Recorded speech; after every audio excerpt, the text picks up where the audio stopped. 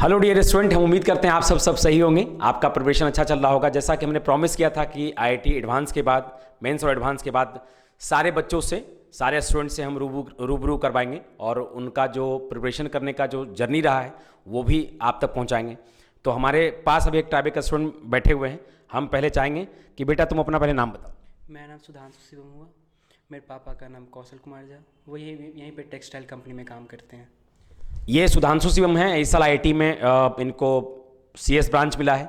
और अक्सर जो बच्चे आईआईटी के प्रिपरेशन करना चाहते हैं या आने वाले समय में जो करना, मतलब आने वाले समय में जो करना चाहते हैं, तो बहुत बच्चों का ड्रीम होता है कि हम इंडिया के टॉप आईआईटीज़ या टॉप एनआईटीज़ से हम सीएस की पढ़ाई करें। और कैसा लग रहा है बेटा, मतलब कैसा महसूस हो रहा है? वो मुझे बहुत अच्छा लग रहा है कि मैंने अपने पापा को, अपने टीचर सबको प्राउड फील करवाया अपने इस रिजल्ट से। हम उम्मीद करते हैं बेटा कि आगे भी चल के अपना, अपने परिवार का और अपने राज्य का, अपने देश का तुम नाम रोशन करेगा। अगर जैसे बेटा होता है कि जब खास तौर पे बड़ा चैलेंजिंग होता है जब बच्चे 10th पास करके आते हैं, तो शुरुआती में बहुत उतार चढ़ाव होता है प्रिपरेशंस में। बच्चे फ्रस्ट्रेट भी होते हैं, बच्चे डिमोटिवेट भी होते हैं। तो जो तुम्हारे प्रिपरेशन के जर्नी में जो उतार चढ़ाव है उसको तुम कैसे मैनेज किया, और जो ट्राइबे फैमिली है, ट्राइबे की जो टीम है, वो कैसे तुमको हेल्प की? वो सर उतार चढ़ाव जैसे ज़्यादातर 2-3 बार की मुझे फील हुई ऐसे। लेकिन वो सर टीचर जो है ट्राइबल ब्लू के, वो हमेशा हर वीक रेगुलरली इंटरेक्ट करते रहे, तो मुझे भी ऐसा फील होता रहा कि वो मेरे सपोर्ट में है, मुझे सपोर्ट करते हैं। डाउट सेशन यहाँ पे जब भी था ऐसा फील होता था कि मैं भटक रहा हूँ या कुछ भी हो रहा है मेरे से, नहीं सॉल्व हो पा रहा है क्वेश्चन, तो यहाँ पे टीचर्स पर्टिकुलरली सॉल्व किए, मेरे बहुत हेल्प किए हैं यहाँ के टीचर्स। और संडे टू संडे वीक्स में टेस्ट भी रहा करती थी, जिसमें मार्क्स कभी कभी नीचे हो जाती थी, कभी कभी ऊपर हो जाती थी। तो उस वीक में आके मंडे को या ट्यूसडे को वीक्स बाय सर बहुत आके मोटिवेट करते थे कि हाँ तुम लोग कर सकते हो। वो फोकस जताते थे हम लोग पे, कि विश्वास दिलाते थे कि तुम लोग आगे चल के आईआईटी में रखोगे कदम, हम जब देख रहे हैं तुम लोग को आईआईटी में, ऐसा मोटिवेट करते थे। सेल्फ कॉन्फिडेंस हम लोग को ऐसे बरकरार करते थे हम लोग को। तो जैसे बेटा एक और भी चीज़ है कि जैसे अगर आपसे पूछा जाए कि आपने 10th कहाँ से किया? मैंने 10th किया था दरभंगा जिला से, कुशेश्वर स्थान मेरा गांव है, मैंने वहीं से 10th किया था अपना। और जैसे 10th के बाद आपने पटना आया, तो ट्राइबे ब्लू के बारे में आपको कौन रेकमेंड किया? ट्राइबे ब्लू के बारे में सर, मैं यहीं पे रहता हूँ कांटी फैक्ट्री महात्मा गांधी नगर में। तो यहाँ पे मैंने जहाँ भी देखा कॉलेज, तो मुझे बेस्ट यहाँ पे लगा कि डाउट सेशन बेस्ट है, बेस्ट टीचर्स वगैरह सब है। मैंने रिव्यू सब किया, फिर 2-3 कोचिंग का, फिर मैं दी के साथ मैं यहाँ आया, तो यहाँ पे मैं उनके साथ बात किया, डिस्कस किया। तो फिर जो पता चला, तो मुझे लगा कि यहाँ पे सब कुछ बेस्ट अवेलेबल है, मेरे सूटेबल है, मेरा जो भी बुक्स वगैरह, मॉड्यूल वगैरह सब जो था, तो मुझे बेस्ट लगा। तो मैंने सोचा कि सबसे बेस्ट में रहेगा, मैं इतना पास में हूँ कि मैं यहाँ से जो ऑनलाइन सिस्टम है उससे भी, जैसे आप घर बैठ के ऑनलाइन वैसे पढ़ सकते हैं, बगल की बात नहीं है। लेकिन तब भी बगल में आप ये बेस्ट टीचर जब मिल रहा है आपको ऑफलाइन में, और best interact face to face आपके कॉन्फिडेंस बढ़ाने के लिए, तो उससे अच्छा आपको और क्या, ऑनलाइन से बेटर तो ऑफलाइन ये बेस्ट रहेगा ना। तो जैसे पटना में कई एक सारे कोचिंग है, जैसे बच्चे जब खास पटना में कई सारे कोचिंग है, तो मैंने बोला ना रिव्यू किया मैंने, तो मुझे लगा कि जितना बगल मैं टीचर से इंटरेक्ट कर रहा हूँ, डॉट क्लास में 24 आवर्स खुले रहते हैं, और जो टीचर हैं जो खुद आके मोटिवेट करते हैं, वो और से कोचिंग में होते होंगे कि नहीं भी गया तो नहीं पता चला, लेकिन मैं यहाँ पे आया तो मुझे लगा कि मेरा बेस्ट मिल रहा है मुझे यहाँ पे, तो मैं अपने बेस्ट की तरफ ही जाऊँगा ना। जैसे आईआईटी इंडिया का बहुत रिनाउंड कंपटीशन होता है बेटा, आईआईटी करने का जो इंस्पिरेशन है वो कहाँ से मिला तुमको? आईटी करने का मुझे मिला मेरी दीदी से। वो दीदी मेरी आईटीएन रह चुकी है, इंजीनियर रह चुकी है, एनआईटी वारंगल से है वो भी। तो उन्हीं से मुझे मोटिव मिला कि मैं भी आईटीएन बनूं या जाऊं आईटी कॉलेज में। तो वो मुझे मोटिवेट करती थी, और मेरे फैमिली मेम्बर्स मेरे सपोर्टिव रहे हैं इस मामले में, इसलिए मैं सोचता था कि आईटीएन बनूँगा मैं। जैसे ट्राइबे का जो भी कोर मेंबर है, जैसे 2-4 लोग ऐसे हैं जिनका नाम बताओ जो तुमको बहुत ज़्यादा हेल्प किए या जिनसे ज़्यादा तुम लगातार इंटरेक्ट करते थे। वो मेरे एक रंजन सर है, ऑर्गेनिक क्लास के टीचर, जो मैं पर्टिकुलर 2 मंथ स्टार्टिंग में ज्वाइन किया तो मुझे लगता नहीं था कि मेरा केमिस्ट्री स्ट्रांग है हुआ है। मुझे लगता मैं बोर्ड्स में भी अच्छे मार्क्स नहीं स्कोर कर पाऊँ केमिस्ट्री में। पर जब जैसे इंटरेक्ट करता गया उनसे, तो उनसे एक अलग सी अटैचमेंट होती गई। टीचर एज बेस्ट फ्रेंड बन गए वो। उनसे बात करता था रेगुलरली, डाउट क्लास में भी अवेलेबल रहते थे वो। जब भी जाऊँ तो उनसे इंटरेक्ट होते रहता। तो मेरा केमिस्ट्री उनके हिसाब से, मैं क्या बोलूँ, बेस्टेस्ट बन गया मैं केमिस्ट्री। मुझे प्यार, केमिस्ट्री से प्यार हो गया मुझे। इतना अच्छा मुझे केमिस्ट्री लगने लगी। और भी कोई? और फिजिक्स, धीरज सर फिजिक्स के टीचर, वो फिजिक्स वो रेगुलरली, वो ऐसे टीचर नहीं है जो कि आपको लगे कि फिजिक्स, बहुत बच्चे फिजिक्स को छोड़ देते हैं कि फिजिक्स बहुत भारी है, ऐसा नहीं है। लेकिन वो भी अच्छे से गाइड्स करते गए हम लोग को रेगुलरली। फोकस हम लोग को ऐसे नहीं जाने दिया कि फिजिक्स तुम लोग का स्ट्रॉन्ग बरकरार रखे, हम लोग का फिजिक्स बहुत मोटिव रखे। फिर मैथ्स को लेके हम लोग को लगता था कि मैथ्स भी हम लोग का जा रहा है, पर मैथ्स में एक ऐसा मोटिवेट टीचर हम लोग के सामने आए थे कि हम लोग को लगा ही नहीं कि मैथ्स हम लोग मैथ्स पढ़ रहे हैं। हम लोग को लगा था कि मस्ती कर रहे हैं, खेल रहे, खेल कूद में हम लोग का मैथ्स भी चला गया। हम लोग को पता भी नहीं चला कि मैथ्स है। हम लोग को इंटरेक्ट ऐसे के किड्स की तरह मतलब पढ़ाया गया कि जो भी बच्चे खेल कूद में सब सीख जाएंगे, वैसे हम लोग को इंटरेक्ट टीचर्स मिले। आई फील लाइक कि मुझे सब कुछ आसानी से, मुझे लग रहा है नहीं कि मैं ऐसे कोचिंग में था कि मुझे सब कुछ इतना अच्छे से सिखाया गया। क्या जैसे आने वाले बच्चे जो खास तौर पे प्रिपरेशन करना चाहते हैं आईआईटी का, जो बढ़िया से बढ़िया रैंक लाना चाहते हैं, और बहुत ऐसे बच्चे, हज़ारों लाखों बच्चे हैं जिनकी तमन्ना है कि हम भी आईआईटी बॉम्बे जाएं, आईआईटी दिल्ली जाएं और सीएस ब्रांच पढ़े, या जो बेस्ट ब्रांचेज हैं या बेस्ट जो कॉलेज हैं वहाँ पढ़ाई करें। वैसे बच्चों को क्या सुझाव दो? मैं उनको एक सुझाव दूंगा कि अगर आपको एक गाइडेंस मिल रही पर्टिकुलर, तो आप 10 तरह की गाइडेंस ना लें, किसी एक पर्टिकुलर गाइडेंस के थ्रू जाएं। आपको अगर कोचिंग में गाइडेंस मिल रही है तो आप उसी कोचिंग को फॉलो करें। दूसरे ऑनलाइन सिस्टम या सब में मत जाएं, या दूसरे तरीके 10 तरह के क्लासेस वगैरह मत लें। एक ही कोचिंग पे विश्वास करें, अपने टीचर्स, अपने एल्डर्स पे विश्वास करें, वो आपको सही गाइडेंस ही देंगे हमेशा।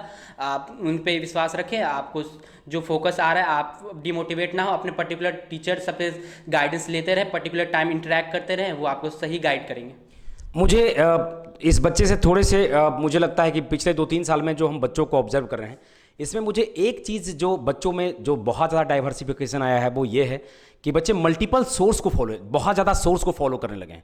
अपने स्टडी में, अपने एजुकेशन में बहुत सारा मल्टीपल सोर्स को ऐड कर दिया है। और जैसा कि हम शुरुआती से बच्चों को कहते हैं कि जितना मिनिमम सोर्स रहेगा, जितना मिनिमम रिसोर्सेज आप रखेंगे, आपका रिजल्ट, आपका आउटपुट उतना बेहतर होगा।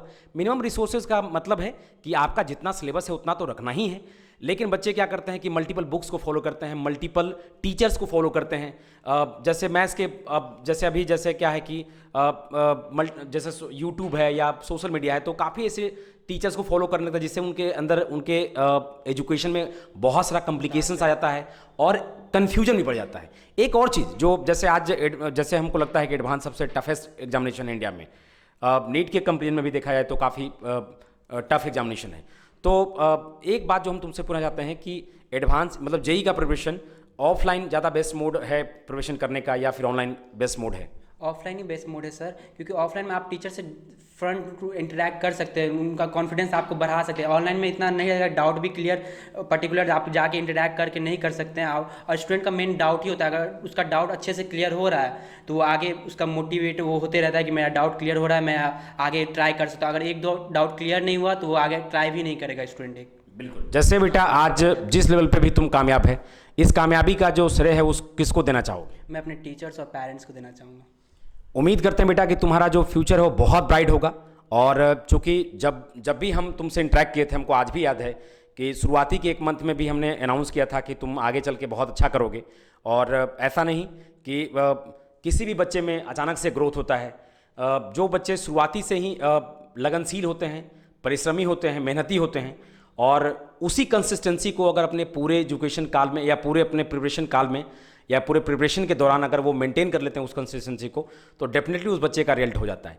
सबसे जरूरी होता है कंसिस्टेंसी और मिनिमम रिसोर्सेज। जितना आप मिनिमम रिसोर्सेज अपने एजुकेशन में रखेंगे, आपका आउटपुट उतना बेहतर होगा। हमेशा बच्चे यही गलती करते हैं, और जो भी बच्चे पहले कामयाब हुए हैं या जो इस साल कामयाब हुए हैं वो इस बात से रिलेट भी करेंगे, ठीक है। और जैसे बेटा एक लास्ट अंतिम जो आपसे हम चाहेंगे कि तमाम इस साल जो 2023 में देने वाले हैं या जो 2024 में देने वाले हैं, या जैसे तुमने शुरुआती दौर से ही 9-10 से ही जेई का प्रिपरेशन, जैसा कि तुमने बताया 9-10 से थोड़े थोड़े प्रिपरेशन करना शुरू कर दिया था, तो जो बच्चे भी 9-10 में हैं और आगे चल के IITian बनना चाहते हैं, उन सबको क्या सुझाव देना चाहते हो?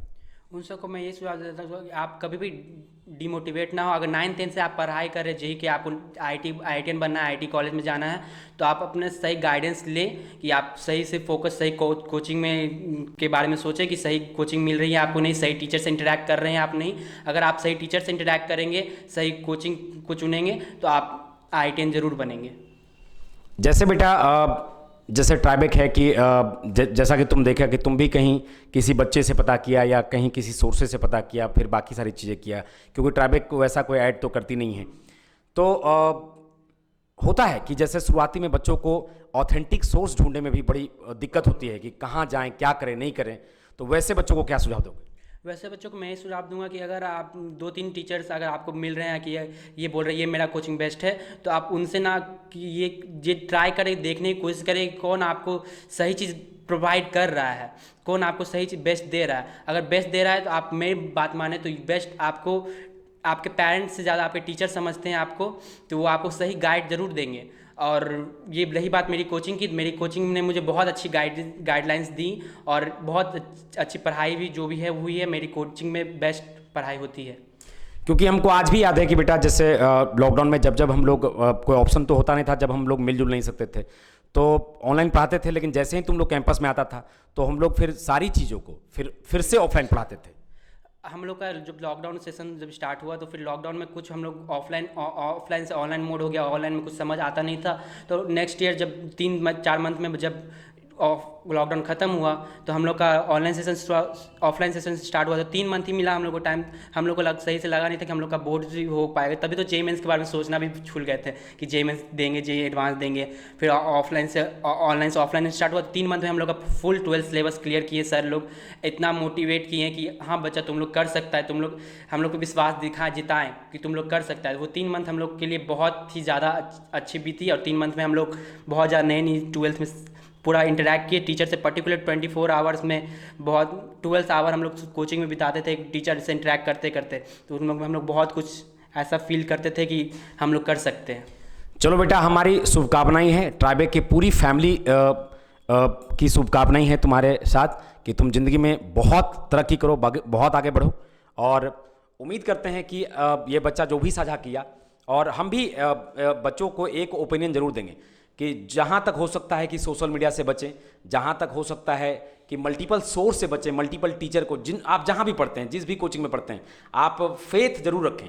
क्योंकि अगर कहीं न कहीं अगर आप अपने टीचर पर फेथ नहीं कर रहे तो कहीं न कहीं आपका रिजल्ट भी लैग करेगा, आपका जो परफॉर्मेंस है वो लैग करेगा।